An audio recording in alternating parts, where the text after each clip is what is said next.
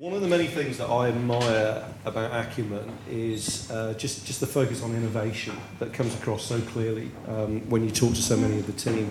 And we're going to spend the next, 17 minutes now talking about one of those innovations. So Acumen and the Green Climate Fund are collaborating on a new blended investment vehicle that targets promising agriculture businesses in the missing middle with a particular focus on climate resilience. So we're going to talk about that fund, which is sort of launching today, really, in a couple of minutes. But just to set the scene, just to talk about the size of the opportunity and the size of the challenge here in terms of African agriculture. So agriculture on the continent employs 60% of the population, but in many ways the sector is not in good shape. So food imports are outstripping exports. Imports are running at $35 billion a year annually and could double over the next decade. Across the major crops, the yields of African farmers are between a third and a tenth of what is achievable. Population growth and urbanisation are accelerating, so there are more mouths to feed and there are fewer people working in agriculture to feed them. So the need is immense. But at the same time, the opportunity is immense as well. One estimate is that investment into sub-Saharan African agriculture will give 11 times greater impact than investment in any other sector. The challenge is that agricultural investment in Africa is maybe $7 billion a year, and the African Development Bank reckons that something around $35 billion is needed. So 35 billion needed, 7 going in, and that's about 5% of the lending done by the continent's financial institutions. And this is on a continent where net banking assets are $800 billion, and there are trillions more dollars waiting offshore to flood into investment opportunities. So the challenge is, how do you bridge that gap? How do you draw that vast pool of capital into agricultural investment? Well, one answer, or part of the answer, is this new fund. So let's talk about that. Let's talk about how it's going to work. Let's talk about the thinking behind it. Let's talk about the intent for it to be catalytic in the sector. And to help us do that, we have HAZEL Taylor from Acumen, who's led on much of the work that's led to the launch of the fund. We have ROSALIE MARSDEN, welcome, from the private sector team of the Green Climate Fund. The Green Climate Fund, as many of you know, it's a component of the UN framework on climate change, and it helps fund low-emission, climate-resilient development. And then last but not least, we have MURTIANI HENDRIWARDANI, who is a Programme Development Officer at the SYNGENTA Foundation. So welcome to you, MURTIANI, as well. The SYNGENTA Foundation is an independent NGO set up by SYNGENTA that helps smallholder farmers manage risk and also works in agricultural research and policy. So HAZEL, get us going. This is the first Acumen fund that takes a blended approach. So tell us about the journey that's led to the launch of the fund. Thanks, John. I think before I start on that, I think it's important to think, why agriculture? Agriculture, as you'll have seen from the slides that Sachin showed us, agriculture has been about 30% of the work that we've done with Acumen over the years. We've been investing in the agricultural sector for 10 years, 10 of our 17 years. So a long time in impact investing terms, at least.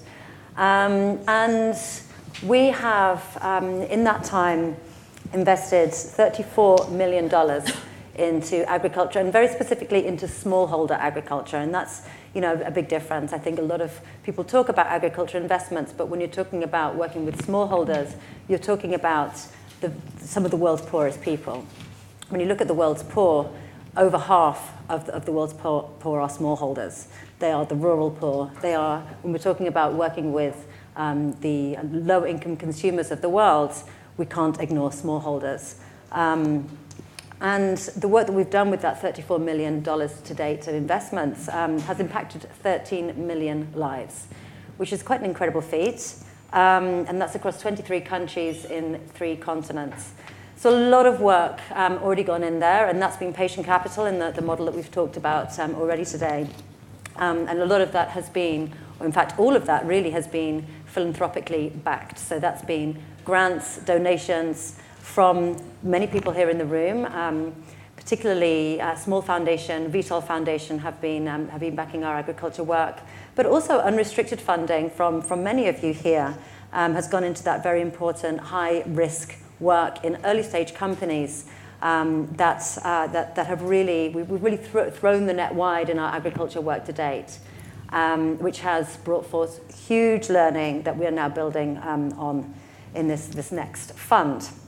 So another reason, the poverty I've talked about in smallholders, and one of the real indicators of that internally has been through our lean data work, where we have measured, as you've heard, we've been looking at lean data insights into all of our portfolio companies and have realized that our agriculture investments are really serving the poorest people across all of our portfolio companies, or all of our sectors. So agriculture is reaching the poorest that we're reaching, and there's a huge depth of impact there as well. So we really want to double down on that. We really want to carry on working with this very, very difficult, very poor, very vulnerable community, and expanding this work where we know that we're increasing incomes, we know that we're increasing productivity. So how do we scale that up? And going back to what Jon's saying around accessing these different pools of capital, we talk about the millions you can access through NGOs. Then you're talking about billions that you can potentially access through government partnerships. But you're talking about trillions when you're actually looking at the real private sector markets. How do we get hold of that money for this really, really, really high impact work that we know if we are able to seed some of these businesses and bring them through to scale, that we're going to be able to impact not just those smallholders' lives, but also the world in terms of our value chains and looking at food security, etc. And another really important question, I think, for us is why climate resilience? This has been a very interesting journey for us over the last year, working with the Green Climate Fund, but also wider than that. Looking at climate change, we've seen, the real coming together of development and poverty alleviation work with climate resilience and the environmental sectors, and this sort of coming together around sustainable development. And from our perspective, again, looking at lean data and our listening to voices unheard, we have reached out to our smallholder farmers and realized that income volatility for them, it's not just about income increases. Income volatility for them is just as important because it's about vulnerability, unpredictability. And climate weather is very much part of that journey. If we can help them to predict and to smooth their incomes, then they are in a much better state to stride forward in life. And so we have really come to the realization that it's not enough for us to bring up the incomes and productivity, which we've done successfully to date in many of our agribusiness investments, but also to protect on the downside, protect losses, so that if there is a climate shock or another shock, the farmers don't end up going backwards. So this is a real culmination of a huge amount of learning that's been based upon the foundation of our philanthropic patient capital investments to date. And that's brought us to where we are now, which is the creation of this blended finance product, which I know that Rosalie's going to talk a little bit more about in terms of the structure. But in terms of the actual strategy, what we're trying to do here is to create platform businesses where smallholder farmers can access services such as access to products like drip irrigation systems, like improved seeds, like improved knowledge around planting, around soil management, around water management, all of which helps to protect their crop cycles, diversification, etc. So we're looking at early stage businesses, the same as we always have, but we're also looking now at early growth businesses as well and bringing those together into the same fund so that we can look at sort of hedging ourselves across the portfolio, with some with higher returns, some with lower returns, some higher risk, some hopefully lower risk, and hopefully bringing, the aim is to have a small return. It's not going to be huge returns, but to have a small return that we can give to investors. But only because of this blended finance stack, where every piece of finance is being put to work, in terms of grant, in terms of subsidised investment, and in terms of senior equity investment. Great, thanks, Hazel. So, Rosalie, turning to you. So, Green Climate Fund, your Acumen's partner. Tell us why this is an important project for you. And tell us a little bit more about the structure of the fund. What's innovative about it? How does it actually work? Thank you. Well, as Hazel was saying, agriculture is a very untapped market. There's very little private sector involvement for some of the reasons that Hazel mentioned. It's quite a risky sector, and there's very little track record in the sector from private sector, and also it's not always clear where the returns are coming from. So it's more of a challenge than other sectors to get private sector capital into, and actually even development finance institutions sometimes have problems investing in the sector. So what we want to do, and what we've tried to do with this fund, we want to reduce risk for private sector investors, and we also want to help demonstrate market viability. So we've got a very unique structure where GCF provides 50% first loss capital. So this means that we can take on losses before the private sector investors, who've also the equity investors in the fund. So then this would hopefully reduce downside for them, and then will help capital flow into a very much needed area, agriculture. And so what we're hoping over time is that we'd like to eventually be able to lower this amount of risky capital as the agricultural sector is transformed and as the private sector is more able to enter the market without the need of sort of risky capital that we're providing. So that's really the sort of why we wanted to set up this fund with this structure, to try and attract private sector capital and really have a market transformation. And why Acumen as a partner? What was the particular attractiveness of Acumen as a partner? Well, I mean, we've worked with Acumen before, obviously, and know that they're a great partner. What Hazel was talking about, the lean data that you've been working on, I think just Acumen has such a good understanding of the market and has a lot of knowledge and experience in the area. And through this project, or through this proposal, really demonstrated to us that the agriculture market is transitioning.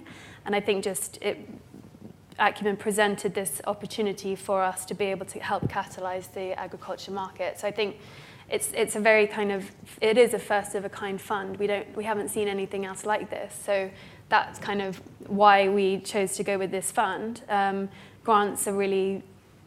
Grants are common, but other instruments really aren't yet. And I think the fact that we haven't seen any other funds like this shows how untapped the market still is. And I think, well, GCF, we're perfectly positioned to be able to provide this risky capital, help get other private sector investors in, and also to work with a partner that has got a lot of experience on the ground, knows the market. So yeah, we just wanted to make the most of this opportunity and really do what GCF was created to do, which is take on risk, create new markets, and really have a transformational impact. Great, thank you. Murtiani, turning to you, again, you're with the Syngenta Foundation. Your mission is fundamentally social. You work in multi-sector partnerships, but I guess it's fair to say that you have a bias towards private sector involvement and private sector solutions. So in that context, what's your perspective on this fund? Where do you see it fitting in? All right. So the foundation, it was set up by Syngenta, the company. It's a corporate foundation. We work with smallholders. Smallholders are at the heart of what we do, and we work within the context of multi-sector partnership. So the partnership approach to this fund is very attractive to us. We work along the value chain, so from input, improving access to input materials like improved seeds, fertilizers, developing and deploying agri-services, mechanization service offerings through farmers' unions or agri-entrepreneurship. We also develop micro-insurance products. So I think a lot of our interventions actually fit in this missing middle or tricky middle that I think the fund is trying to target. We're also in a learning mode. I joined the foundation about a month and a half ago. It's an exciting time for us because we're gearing up for the next phase We want to reach greater scale. Our budget comes predominantly from corporate, but over the past few years, we're getting third-party funding from Gates Foundation, from USAID, and from the Swiss Development Corporation. But I think the overall aim is really to enlarge this funding pool so that we can do more. You know, we want to expand our programs, our country portfolio. I think we're going through our own impact measure. We're talking to the lean data team. And I think so far we've reached about 700,000 to about 1 million farmers. But I think in reality, they're about 270 million to about 400 million. So, you know, how do we tap into blended financing vehicles to reach greater impact? We're learning. This position was actually created, this is the first time for the foundation to have a program development position focusing specifically on partnership, not just looking for new partners, but really exploring new partnership models, new funding models. We're learning from our own experience. We have several smaller blended finance type of initiatives, Seeds Company Window, where we put in $5 million of 5 million Swiss francs of our own investment together with AGRA and the African Enterprise Challenge Fund. We're learning from our initiative in East Africa around microinsurance, ACRE Fund. Some of you may have heard. You know, it's a big lesson learned for us in terms of management structure. So I think these are the types of interventions that could really benefit from a fund like the Acumen and GCF. And also the element of de-risking, because we have programs around microinsurance. We're looking into a new program around soil health to address the climate resilience and the increasing climate risk. So I think this could be a component that maybe helps smooth, you know, the challenge of deploying the funds and raising the funds and having bankable and scalable projects. So that's really our interest. It's we want to work with, like I said, new partners, but also exploring what are the appropriate partnership structure and what are the entry points for organizations like ours to tap into the funding that are available or the new funds. Okay, thank you. Hazel, you have the last word.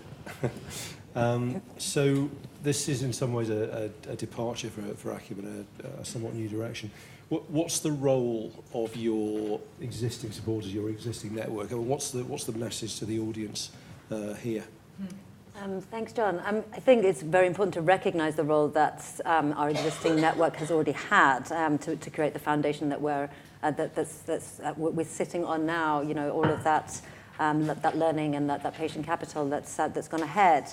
But I think, you know, it's really important to remember. You know, we're talking we're you know, looking at organisations that may seem huge to some people in the room. I know you're from all different backgrounds, but the Green Climate Fund, you know, and Syngenta Foundation may seem like very, very large organisations. But the beauty of blended finance is that each type of capital can play into the structure in its own way. And as I mentioned at the beginning, grant capital is still very important. But also, pro bono support's very important. EY provides us with pro bono support, and others do, other corporates and individuals. Corporate value chains are really important to link into for smallholders. But I think one thing that we've sort of alluded to in terms of partnership, but the ecosystem that surrounds all of this is really, really key. You know, we need to build on that. We want to and aspire to and do already, I hope, feed into the learning of the sector. We've already shown you how we've done that in energy, and we really want to be doing that much more in agriculture, looking in the next year or so to be producing the same kind of, hopefully, level of detail on our impact in agriculture and the sector's impact in agriculture as we have with energy. So I think we just want to invite you to come on this journey with us in whichever way you are interested in, even if it's just to join our learning journey. I think it's really important that we all are in this together. It's a tricky space, and and partnership is the key. Great. Okay. Well, thank you very much. Join me in thanking the panel, please.